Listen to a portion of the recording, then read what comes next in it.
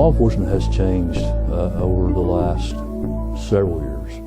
It has changed in perception in a lot of areas, both on the public's part and on law enforcement's part.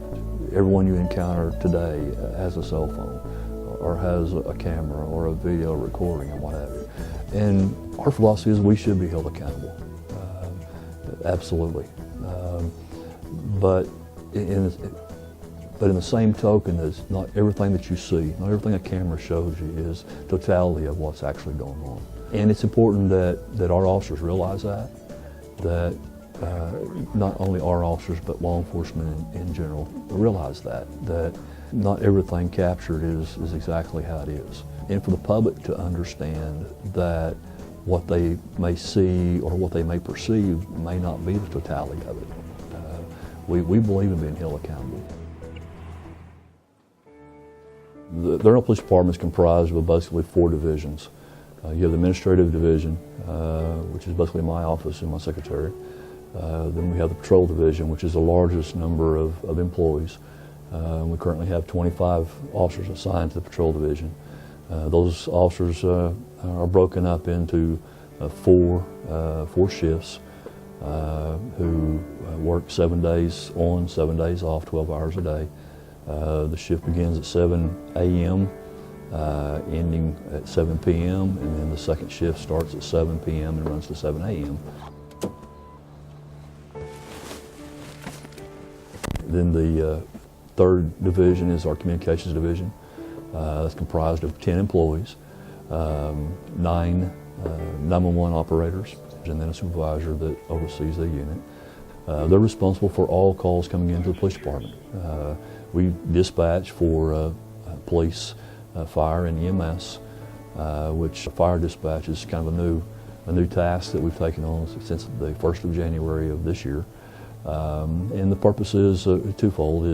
One, it puts more firefighters on trucks to respond to calls for service.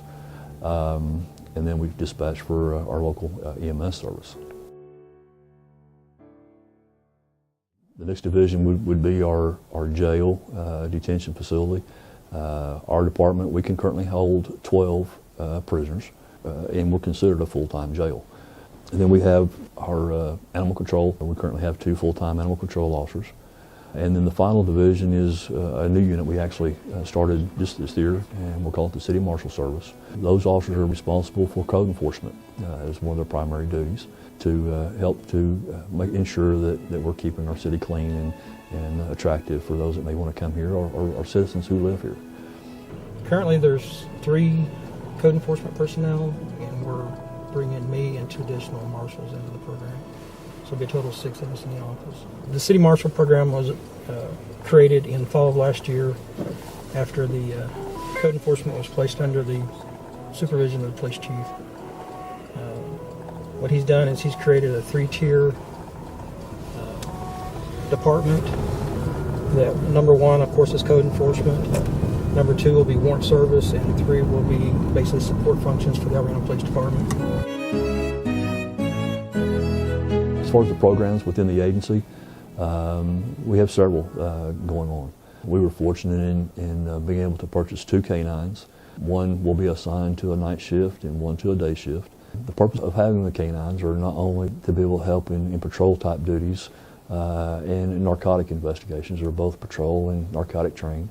But they'll also be utilized for missing persons or article searches and things of those natures. We see it as being a great public relations tool. I mean, pretty much everyone likes a dog.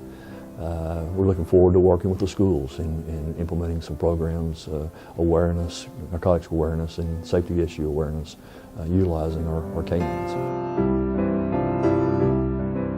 We are active in the schools.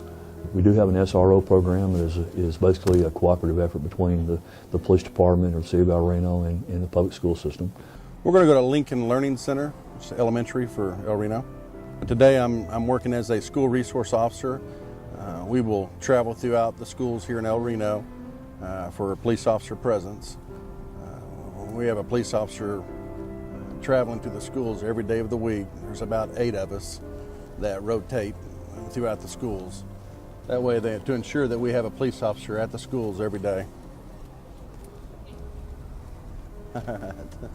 It does a couple things. It gives the officers an opportunity to get to know the kids of our community, as well as the kids of our community get to know our officers.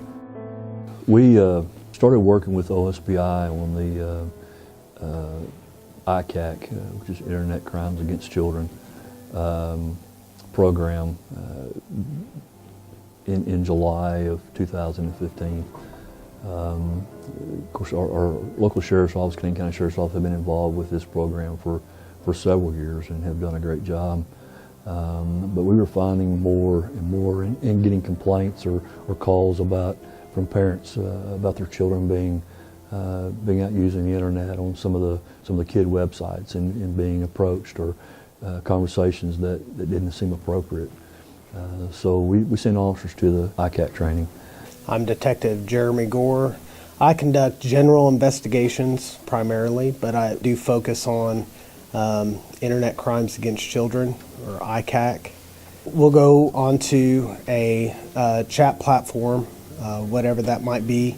You know, the sky's the limit really when you're talking about chat platforms, but it could be anything from, you know, text messaging to Facebook Messenger, online ads such as Blacklist or Craigslist or anything like that. I mean, there's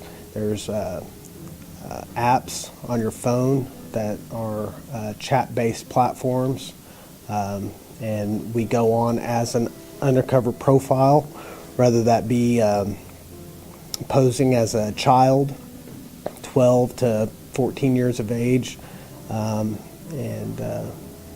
we will put ourselves out there as a child and wait on somebody to reach out to us. We will immediately tell that person how old we are, and then a conversation will usually develop from there. We pick the age 12 to 13 and 14 specifically because juveniles at that age, they get on the internet. They get into these chat platforms. To date, I believe that from January of 15 to now, I believe we've initiated 12 cases, and all 12 have resulted in an arrest being made.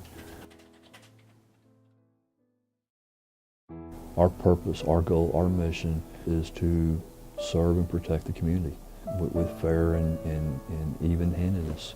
Our philosophy is that we don't investigate people, we investigate crimes, regardless of the name or race or color or sex or religious beliefs. That matters not.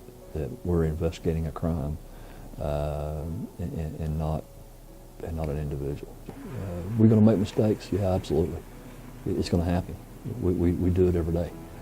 I submit there's no one that doesn't do it. I only know of one man who didn't sin, and they hung him to a cross. So we're humans. We have a great agency. We have a bunch of good people. We work hard. We make mistakes. Yeah, absolutely. Is there things we could do better? Yeah, absolutely. And that's what we're trying to get to.